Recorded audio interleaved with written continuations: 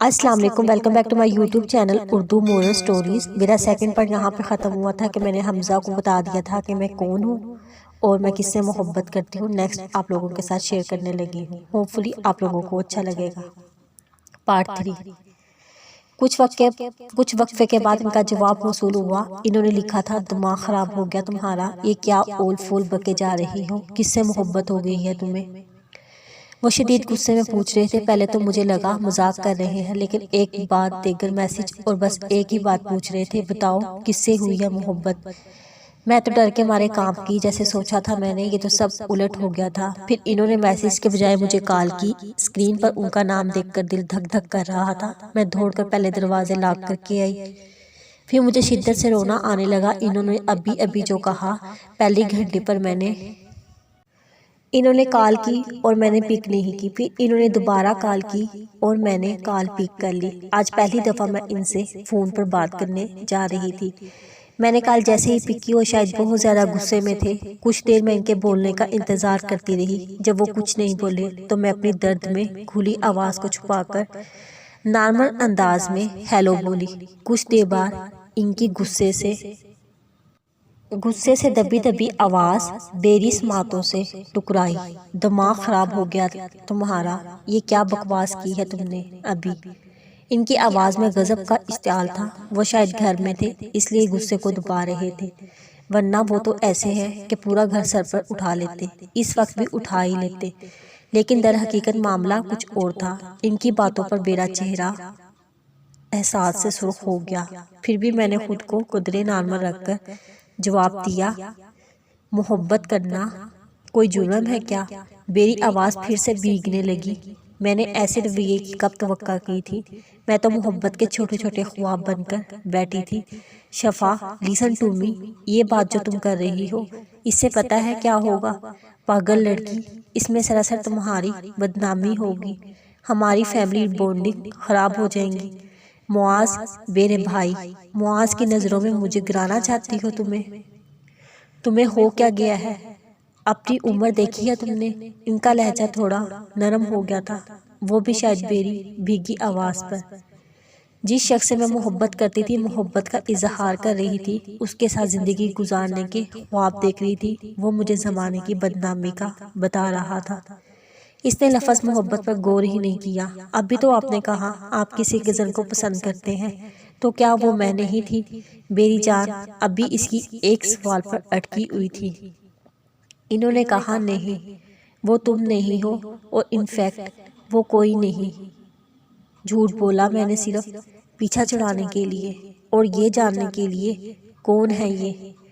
ان کا جواب سن کر بے تو ہوش و حواس کھو گئے۔ میری اوقات ان کی نظر میں میرے جذبات کوئی معنی ہی نہیں رکھتے تھے۔ اس شخص کے لیے میرا دل جیسے پھٹ جائے گا، تو وہ اتنے دنوں سے کیا چل رہا تھا ہمارے بیچ؟ میں نے پچھلے سارے واقعات یاد دلانے چاہے انہیں۔ یقیناً انہیں کچھ یاد بھی نہیں تھا پچھلے دنوں میں کیا ہوا تھا ہمارے درمیان۔ وہ مجھے پلٹ کر دیکھنا، وہ کمرے میں آ کر کالج کا پوچھنا، پھر مسکرانا، میری غیر موجودگی کو محسوس کرنا، کیا وہ سب کچھ بھی نہیں تھا؟ میں خود پر زیادہ کنٹرول نہیں رکھ پائی اور پھوٹ پھوٹ کر شدت سے رونے لگی۔ کچھ لمحے تو وساکت رہ گئے میری آواز سن کر۔ میری آواز میں جو تکلیف تھی وہ کسی کو بھی پگلا دیتی۔ شفا، جس واقعات کو تم محبت کا نام دے رہی ہو، اسے تو میں کب کا بھول چکا ہوں۔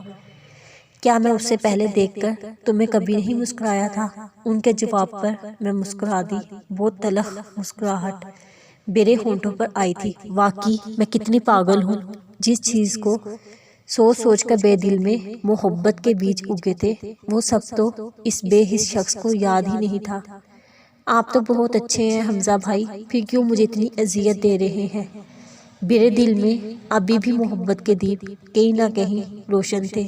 ایک چھوٹی سی امید تھی، جیسے اب بھی یہ شخص کہہ دے کہ میں مذاق کر رہا تھا، میں تو خود تم سے محبت کرتا ہوں۔ لیکن یہ حقیقت تھی، اور تلخ حقیقت، ان کی زندگی میں میرا تو کوئی نام و نشان بھی نہیں تھا۔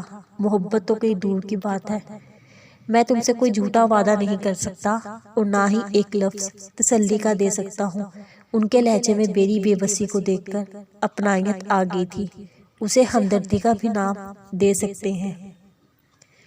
پھر ہمارے درمیان کئی لمحے تک خاموشی رہی، جس کو نہ تو انہوں نے توڑنے کی کوشش کی اور نہ ہی میں نے۔ شفا، اور اس خاموشی کو حمزہ بھائی کی آواز نے توڑا تھا۔ میں تو جیسے بت بن گئی تھی، مجھے اب اپنے پاگل پن پر غصہ آ رہا تھا۔ میرے ذہن میں ایک سوچ بہت دیر سے آ رہی تھی، آخر میں ان سے پوچھ ہی بیٹھی، کیا میں خوبصورت نہیں ہوں حمزہ بھائی؟ میں ان سے پوچھ رہی تھی، میں وجہ جاننا چاہ رہی تھی، کیوں میں انہیں پسند نہیں آئی، کیا کمی ہے مجھ میں؟ تم بہت خوبصورت ہو شفا، اس میں کوئی شک نہیں، لیکن جیسا تم سوچ رہی ہو ویسا شاید ممکن نہ ہو۔ ہمارا رشتہ کمزور پڑ جائے گا، ہم کزنز ہیں، یہ بات تم غور سے سوچو۔ گھر میں اگر کسی کو پتہ چل گیا میں تمہیں ہر لحاظ سے بچانا چاہتا ہوں۔ یہ کوئی ناول، یہ فلمیں نہیں ہے، یہ حقیقت ہے، اور میری غیرت کو یہ بالکل گوارا نہیں ہے۔ میرے ذات سے منسلک کسی لڑکی کا دامن داغدار ہو۔ انہوں نے مجھے سمجھانے کی ایک آخری کوشش کی تھی، مجھ سے اور کچھ بولا ہی نہیں گیا۔ فون میں نے کٹ کر دیا اور بیڈ پر پٹک دیا۔ یہ تھی میری اوقات، انہوں نے کہا، مجھے میری اوقات دلائی ہے۔ یہ کام تو میں نے خود کیا تھا۔ میں بیڈ پر گر گئی اور پھوٹ پھوٹ کر رونے لگی۔ رات کا نہ جانے کون سا پہر تھا جب ایک بار پھر سے موبائل کی گھنٹی بجی۔ میں نے اٹھا کر دیکھا تو حمزہ بھائی کی کال تھی۔ کتنا عجیب تھا، کہاں مجھ سے محبت کے جھوٹے وعدے بھی کرنے پر آمادہ نہیں تھے، اور کہاں یہ خیال کہیں نہ کہیں دل میں تھا میں سوئی نہیں ہوں گی۔ میں نے کال پک کر لی، لیکن میں نے کچھ بھی بولنے سے گریز کیا۔ سوئی نہیں تم؟ میں جانتا تھا پاگل لڑکیاں ایسے ہی روتی ہیں، ان کا انداز شاید مذاق اڑانے والا تھا۔ یہ مجھے محسوس ہوا۔ آپ کون ہوتے ہیں؟ یہ مجھ سے پوچھنے والے مسٹر حمزہ۔ میں اپنی من مرضی کی مالک ہوں، میں سوؤں یا نہ، آپ کو اس سے کوئی فرق نہیں پڑنا چاہیے۔ اب رات کے 2 بجے آپ کسی لڑکی کو فون کریں، تب اس کا کردار داغدار نہیں ہوگا۔ میرے اندر لاوے پھٹ رہے تھے، نہ چاہتے ہوئے بھی میرا لہجہ تلخ ہو گیا۔ وہ میرے جواب پر کچھ لمحے چھپ رہے، پھر بولے، گڈ، میں بھی تو یہی چاہتا ہوں، اسی طرح تم اچھی لگتی ہو۔ مجھے خوشی ہوئی تمہارے سر سے محبت کا بھوت تو اترا، ورنہ پوری رات میری اسی گلٹی میں کٹ جاتی۔ میں بھی کہیں نہ کہیں اس میں قصوروار ہوں۔ ان کے لہجے میں جو اطمینان تھا مجھے اندر ہی اندر خاک کر گیا۔ پھر انہوں نے کچھ نہیں کہا، سونے کی تاکید کر کے فون رکھ دی۔ میں کہیں لمحے ساکت رہ گئی، گویا میرے رونے کی شدت، میرے الفاظ اس شخص پر کچھ بھی اثر نہیں کیا۔